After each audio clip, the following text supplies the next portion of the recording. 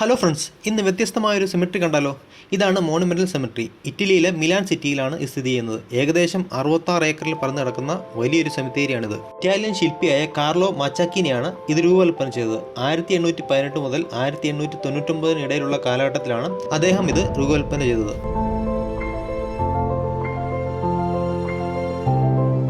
നഗരത്തിൽ പലയിടങ്ങളിലായി കിടന്ന കല്ലറകളെ ഒരു സ്ഥലത്തേക്ക് കൊണ്ടുവരാൻ നിർമ്മിച്ച സെമിട്രിയാണിത്. 1866 ഇത് ഔദ്യോഗികമായി തുറന്നത്. ഇറ്റാലിയൻ ക്ലാസിക് ശില്പങ്ങളുടെയും ഗ്രീക്ക് ക്ഷേത്രങ്ങളുടെയും വിപുലമായ ഒരു കളക്ഷൻ തന്നെ നിങ്ങൾക്ക് ഇവിടെ കാണാവുന്നതാണ്. ഇവിടെയുള്ള പല ശവകുടീരങ്ങളും അക്കാലത്തുണ്ടായിരുന്ന രാജകുടുംബങ്ങളുടേതാണ്.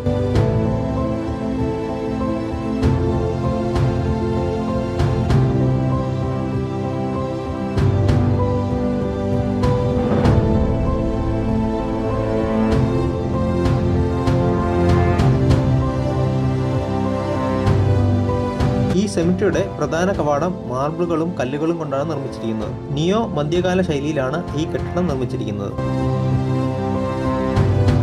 അന്നത്തെ ഫേമസ് നോവലിസ്റ്റായ അലക്സാൻഡ്രോ മൻസോണിയുടെയും രാജ്യത്തെ ഏറ്റവും ആദരണീയരായ പൗരന്മാരുടെയും ശവകുടീരങ്ങൾ ഇതിലുണ്ട്.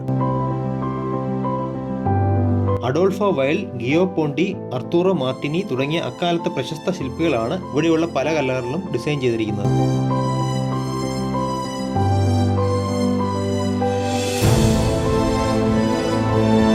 നാസി കോൺസെൻട്രേഷൻ ക്യാമ്പുകളിൽ കൊല്ലപ്പെട്ട 800ഓളം മിലാനികളുടെ സ്മാരകവും ഈ ശ്മശാനത്തിന്റെ നടുവിൽ സ്ഥിതി ചെയ്യുന്നുണ്ട്. ഈ സെമിട്രിയിൽ കത്തോലിക്ക സഭയിലും ജൂത വിഭാഗത്തിലും ഉൾപ്പെടാത്തവർക്കായി പ്രത്യേക സ്ഥലം കൊടുത്തിട്ടുണ്ട്. വീഡിയോ ഇഷ്ടപ്പെട്ടാൽ ലൈക്ക് ചെയ്യുക. താങ്ക്